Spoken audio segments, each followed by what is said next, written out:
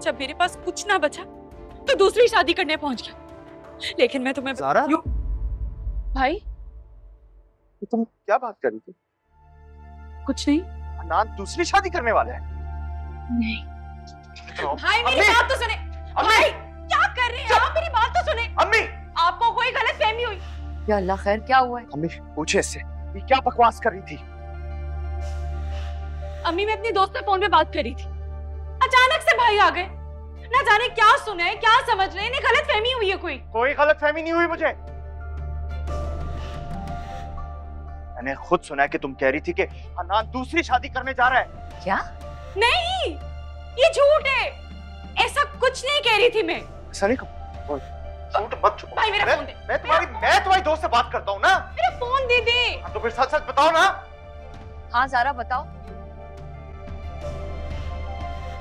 क्या बात है?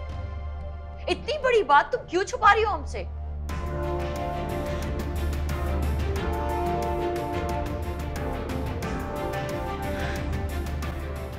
जी अम्मी, सच है ये।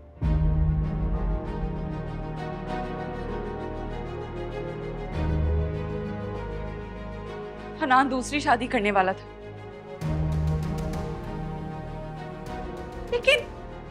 लेकिन मैं ऐन वक्त पे पहुंच गई, मैंने शादी रुकवा दी।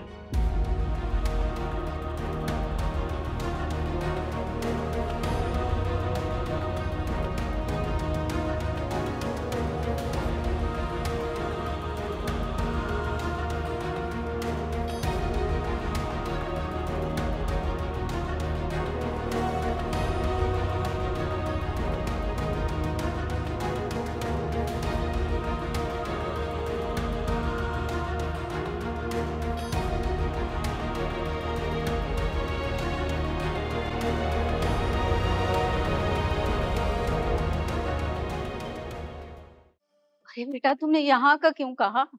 अगर वो यहाँ आ गए तो? सच कहूं तो मुझे समझ नहीं आ रहा था कि उनको कहाँ का बताऊं। मैंने सोचा कि अगर उन्हें कहीं और का कहूंगी और उन्होंने फोन ट्रेस कर लिया तो उन्हें यहाँ का एड्रेस मिल जाएगा, इसलिए मैंने इस तरह बात बनाई है। खैर, आप फिक्र ना करें,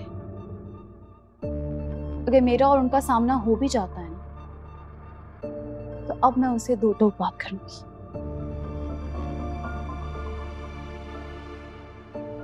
डर डर के बहुत जिंदगी गुजार ली मैंने, अब नहीं।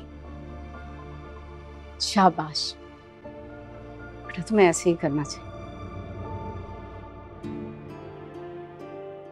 मुझे तो हैरत इस बात की है कि माजिदा को मालूम है कि तुम्हें सब पता है।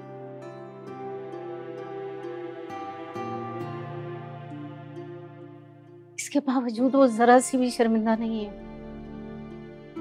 जिन्होंने हमेशा गर्ज के ताल्लुकात रखे होंगे, उन्हें कैसी शर्मिंदगी। गर्ज और लालच के रास्ते पे चलते हुए वो अपना ज़मीर मार लेते हैं। देखो अब क्या करती। उन पर तो बिजली गिर गई होगी आंटी।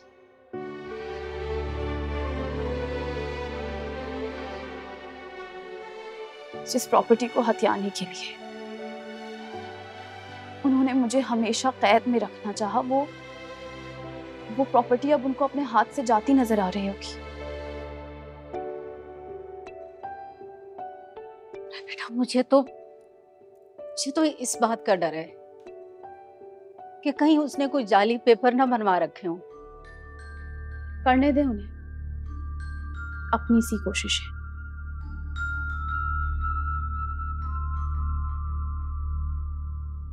लेकिन मैं भी अब अपना हक नहीं छोड़ूंगी।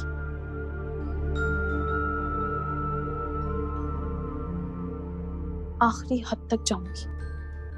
बिल्कुल ठीक है, ऐसे ही करना चाहिए।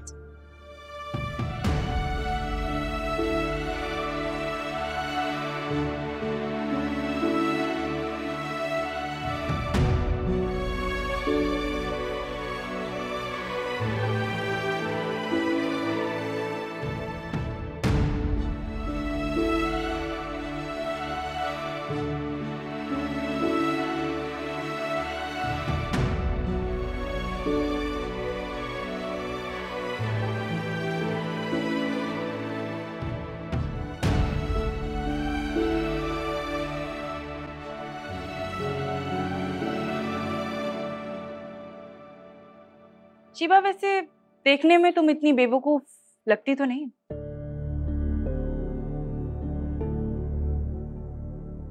एक शादीशुदा इंसान को करोड़ों का जहेज देकर उसे शादी कर लो। तुमसे किसने कहा कि मैं उसे करोड़ों रुपए दे रही थी? उसने मुझे खुद कहा है कि तुम उसकी सारी शराइत मानकर उससे शादी कर रही थी। और तुम अब भी उसकी बातों का यकीन कर रही हो?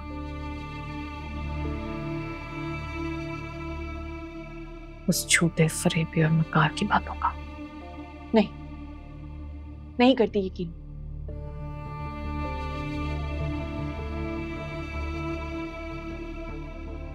तभी तो मैंने उसे उसकी औकात पर रखा हुआ है।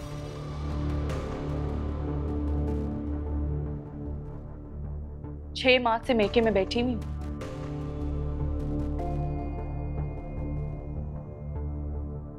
उस बेशर्म इंसान ने मेरी सारी प्रॉपर्टी हत्या ली।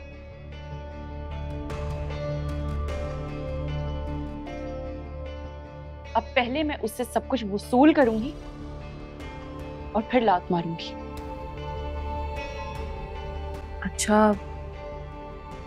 एक बात बताओ, तुम्हें शादी का किसने बताया था? रूमी ने बताया था। वैसे तो ये रूमी मुझे बिल्कुल पसंद नहीं है, पता नहीं क्यों अजीब सी है मुझे उससे।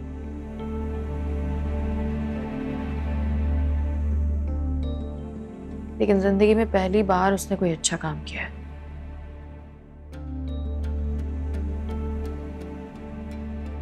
मुझे उस फ्रॉडी से बचा लिया। वैसे तो हनान ये भी कहता है कि रूमी भी उस पे फिदा है।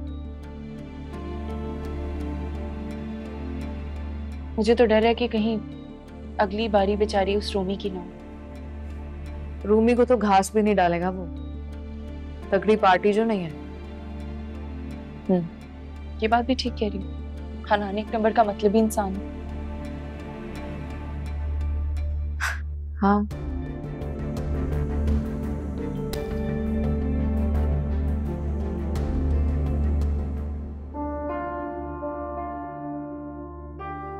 ये मामला बहुत सीरियस है, इसको ऐसे नहीं जाने दे सकते हैं। अगर वो ज़ारा को धोखा दे सकता है, दूसरी शादी कर रहा था, तो मुझसे भी तो झूठ बोल सकता है। कैसा झूठ? नहीं, दुकानों के मामले में।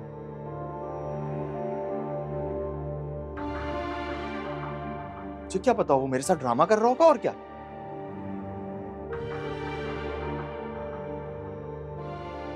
वो जो बंदा मिलवाया मुझसे, वो भी फ्रॉड ही होगा।